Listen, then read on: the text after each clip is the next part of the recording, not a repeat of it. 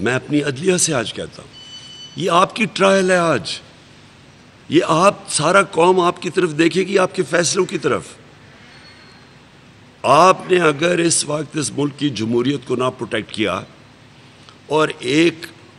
واضح طور پہ ہم نے کہا کہ پرامن احتجاج کرنے جا رہے ہیں، اور میں واضح طور پہ کہا کہ 26 سال میری پالیٹکس میں کبھی بھی میں نے کوئی کسی قسم کا قانون نہیں توڑا،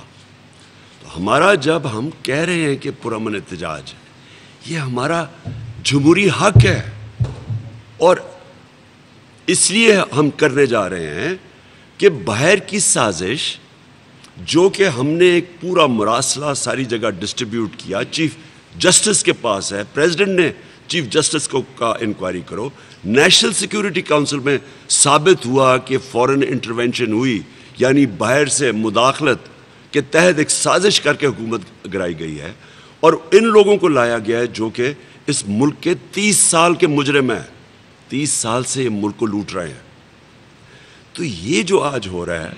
میں اپنی عدلیہ سے بڑے ادب سے پوچھ رہا ہوں کہ اگر آپ نے اس کی اجازت دی، جو یہ سارا ملک بند کر دیا ہے، رکاوٹیں ڈال دی ہیں، اور یہ جو ہراساں کر رہے ہیں، خواتین کی فکر نہیں کر رہے، لوگوں کے گھروں میں اٹیک کر رہے ہیں، شریف لوگوں کے گھروں میں جنہوں نے کوئی زندگی میں جرم نہیں کیا، ان کے گھروں میں یہ جو حرکتیں کر رہے ہیں، کیا ہماری عدلیہ اس کی اجازت دے گی؟ اور میں آپ کو بڑے افسوس سے کہنا چاہتا ہوں کہ اگر آپ نے یہ اجازت دی تو اس ملک کی عدلیہ کی کریڈیبلٹی ختم ہو جائے گی، اس کا مطلب جمہوریت نہیں ہے یہاں۔ فیصلہ کوئی اس وقت نیوٹرل رہنے کی گنجائش کسی کے لیے نہیں ہے۔